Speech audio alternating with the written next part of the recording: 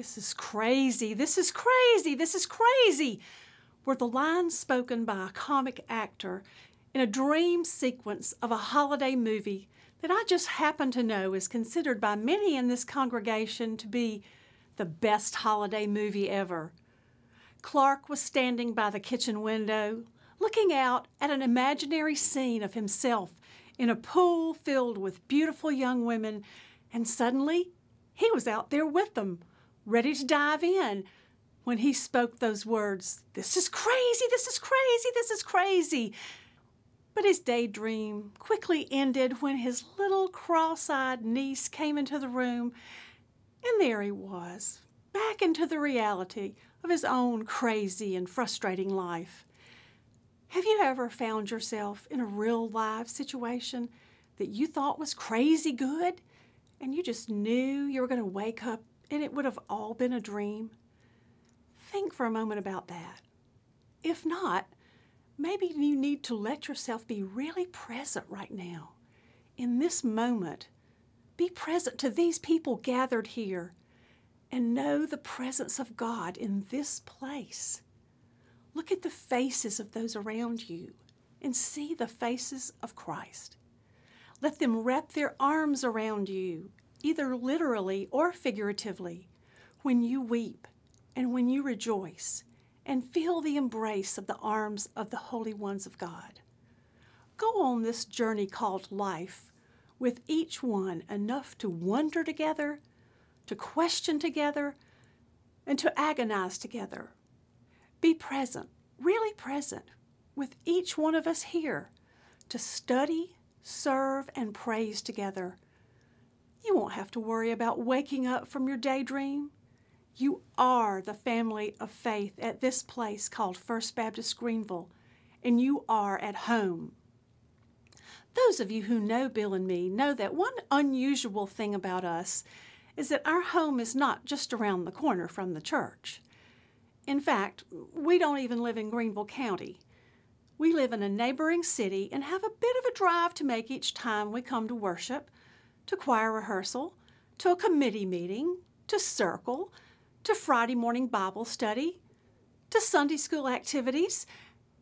11 years ago, Bill and I had been on what I still like to call a wilderness wandering search for a new church, because the beloved church where we had been very active and we had raised our family for 25 years no longer felt like home to us.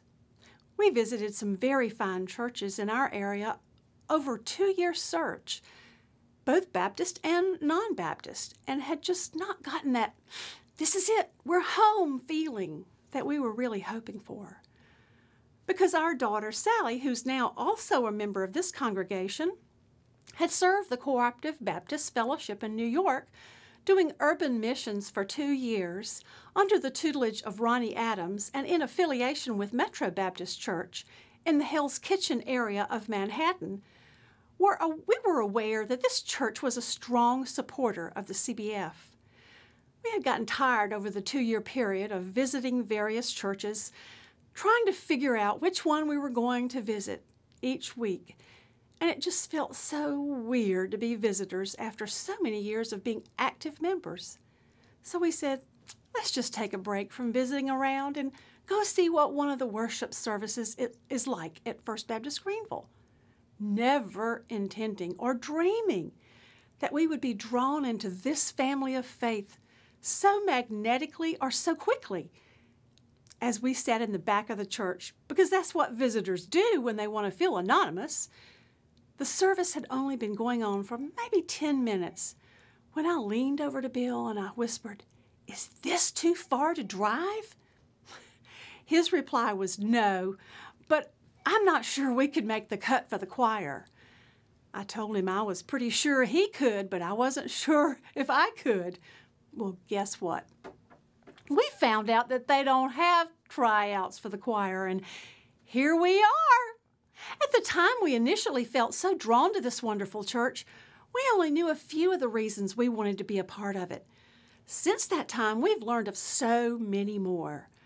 Our list would undoubtedly be slightly different from yours, but this church is such a treasure.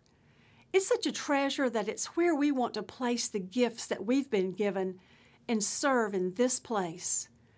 Over these last 11 years, when people we don't know well find out that we go to church here, they often ask why we drive all the way to Greenville just to go to church. My standard answer is usually, because it's worth it. I hope you'll find it worth it to give of yourselves, of your time and your talent and your treasure also. We are at home, together, and it's so worth it.